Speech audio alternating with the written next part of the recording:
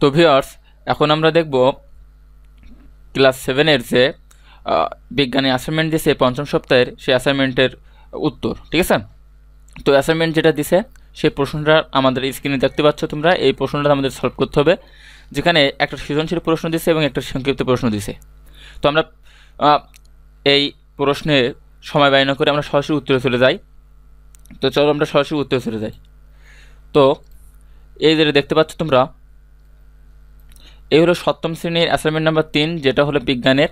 সেটার উত্তর ক নম্বরে তাপ সঞ্চালন কাকে বলে সেটা দিছিল, সেই তাপ সঞ্চালন কাকে বলে সেটার উত্তর। সেটা হলো সৃজনশীল ক এর উত্তর। সেটা হলো যে পদ্ধতিতে তাপ অধিক তাপমাত্রার স্থান থেকে কম তাপমাত্রার স্থানে সঞ্চালিত হয় তাকে তাপ সঞ্চালন বলে। তো এইটা তোমরা হুবহু তোমাদের খাতায় তুলে নিবে।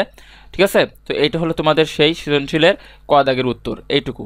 ঠিক আছে, তো আমরা এখন যদি সৃজনশীল ক্ষয়ের উত্তরে যাই, সেটা হলো সৃজনশীল ক্ষয়ের উত্তর হলো তাপমাত্রা বাড়লে বায়ুচাপ কমে যায়, এর কারণ নিচে ব্যাখ্যা করা হলো।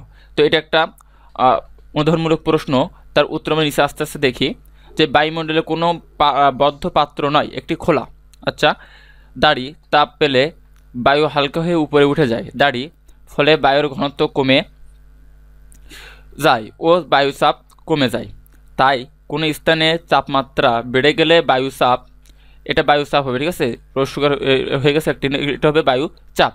ঠিক আছে, তো বায়ুচাপ কমে যায় অর্থাৎ নিম্নচাপের সৃষ্টি হয়। তো এইটা হলো তোমাদের সৃজনশীল ক্ষয়ের উত্তর। তোমরা প্রথমত এটুকু লিখবা, তারপরে তোমরা তার নিচে এটুকু লিখবা। ঠিক আছে, তোমরা 2টা প্যারা করবা। ঠিক আছে, এই সম্পূর্ণটা 2টা প্যারা করবা। তো আমরা যদি এখন দেখি সৃজনশীল প্রশ্ন 1-এর গয়ের উত্তর, যেটা একটা তোমাদের অঙ্ক দিয়ে দিয়েছে, একটা তোমাদের সেলসিয়াসের স্কেলের একটা অঙ্ক, তোমাদের একটা স্কেলের একটা অঙ্ক করতে হবে। সেটা হলো জানা আছে সেলসিয়াস স্কেলের তাপমাত্রা সি, যেটা হলো সেলসিয়াস স্কেলে সেটা হলো 50 ডিগ্রি সেন্টিগ্রেড, এবং নির্ণয় করতে হবে ফারেনহাইট স্কেলে তাপমাত্রা কত। অর্থাৎ সেন্টিগ্রেডের তাপমাত্রা 50 ডিগ্রি সেন্টিগ্রেড দেওয়া আছে, সেখানে তোমাদের ফারেনহাইট স্কেলে তোমার তাপমাত্রা নির্ণয় করতে হবে। তো আমরা জানি সূত্রটা হলো আমাদের সেলসিয়াসের সম্পর্ক ফারেনহাইটের সাথে। ঠিক আছে, ফারেনহাইটের সাথে সেলসিয়াসের সম্পর্ক। তো আমরা জানি C/5 = F-32/9, এটা একটা সূত্র। বা আমাদের নির্ণয় করতে বলেছে এখান থেকে ফারেনহাইটে, তাহলে ফারেনহাইট আমরা নির্ণয় করবো F, অর্থাৎ সির মান 50 দেওয়া আছে সেলসিয়াস স্কেলে। এইটা তোমাদের এইটা এখানে আমি বসাই দিছি, দেখো এখানে এটা আমি বসাই দিছি। এই যেটা এখানে 50, আমি এখানে 50 হলো, দেখো এখানে 50 আমি এখানে বসাই দিছি। ঠিক আছে, এই সির মান। ঠিক আছে, বসানোর পরে তোমাদের নিচে 5 আছে F-32/9, বা 5 10 কে 50 কাটাকাটি করলে এখানে আসে 5-এর 50-এর কাটাকাটি করলে হয় 10 F-32/9। এখন আমরা যদি কোনাকুনি গুণ করি, বা এই F-32 আমরা কোনাকুনি গুণ করবো, এই 10-এর নিচে কিছু নাই, মানে এখানে 1 আছে, এখান থেকে 1 আছে, ওই 1-এর সাথে গুণ করলাম। তাহলে 1-এর সাথে গুণ করলে কোনো চেঞ্জ হবে না, সে F-32 থাকবে। এবং এই 10 এইটা এর কোনা, এর নিচে আছে কোনটা 9, এর সাথে গুণ হবে। গুণ হলে কত হবে 9 10 কে 90, এই দেখো 90 হয়ে গেছে। ঠিক আছে, তো তারপরে আমাদের নির্ণয় করতে ফাইনাল স্কেল সেহেতু এখানে -32 আমরা কী করবো, এই 90-এর সাথে এই পাশে যোগ করে দিব।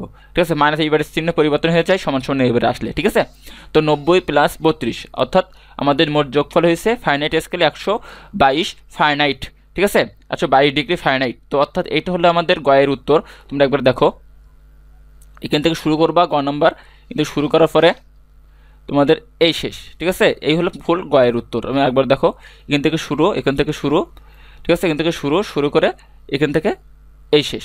এটা হলো 122 ফারেনহাইট। এখানে একটা ডিগ্রি দিয়ে দিবে, উপরে এখানে একটা ডিগ্রি দিয়ে দিব। ঠিক আছে, তো এখন দেখি আমরা এই সৃজনশীল প্রশ্নের ঘয়ের উত্তর।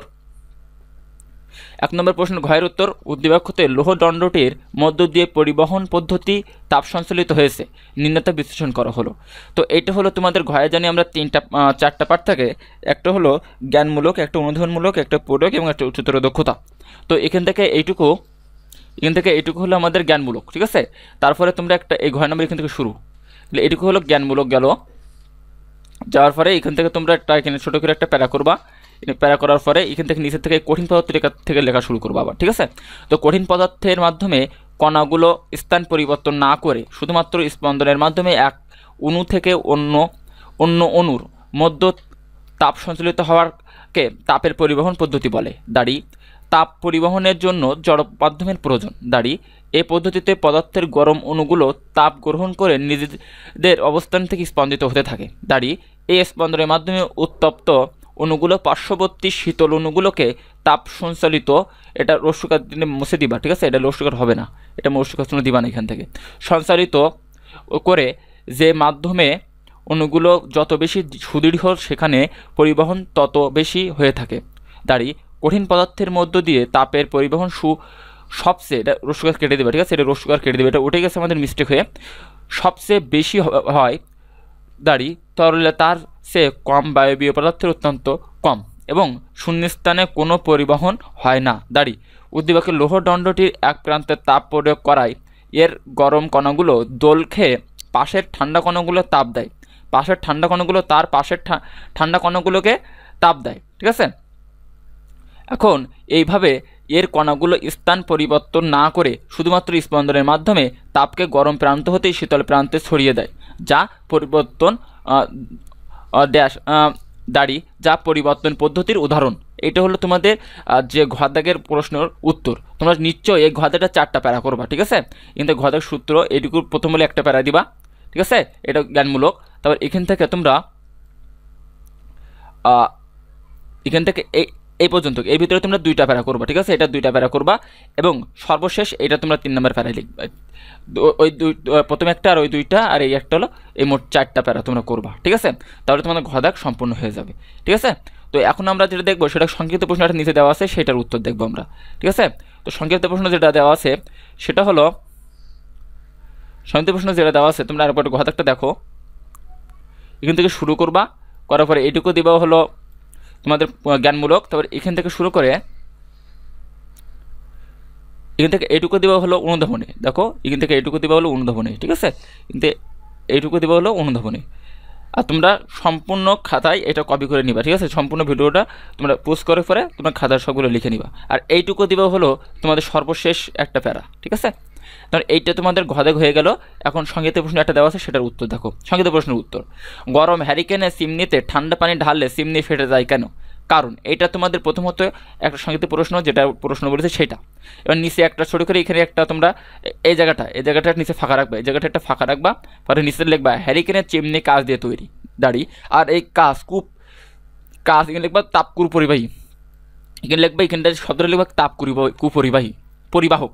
দাঁড়িয়ে হ্যারিকেনের শিকার তাপে কাছের চিমনি উত্তপ্ত হয়ে প্রসারিত হয়। দাঁড়িয়ে এই উত্তপ্ত চিমনিতে ঠান্ডা পানি পড়লে চিমনির বাইরের অংশ সংকোচন হতে পারে না, আর এই অসম সংকোচন ও প্রসারণের ফলে গরম হ্যারিকেনের চিমনিতে ঠান্ডা পানি পড়লে চিমনি ফেটে যায়। তো এইটা হলো তোমাদের সংক্ষিপ্ত প্রশ্নের উত্তর, ঠিক আছে। তো এইটা তোমরা লিখবা। তো আশা করি তোমাদের ভিডিওটা ভালো লেগেছে। এটা হলো এই সপ্তাহের তোমাদের পঞ্চম অ্যাসাইনমেন্ট তোমাদের ক্লাস 7-এর বিজ্ঞানের। তো ভিডিও যদি ভালো লাগে তাহলে আমার চ্যানেলটা সাবস্ক্রাইব করবে এবং নতুন নতুন ভিডিও পাওয়ার জন্য চ্যানেলটা তোমরা বেল আইকনটা বাজিয়ে দিবে। তো আজকের এই ভিডিও এই পর্যন্ত, দেখাবো অন্য কোনো ভিডিওতে। ধন্যবাদ সবাইকে।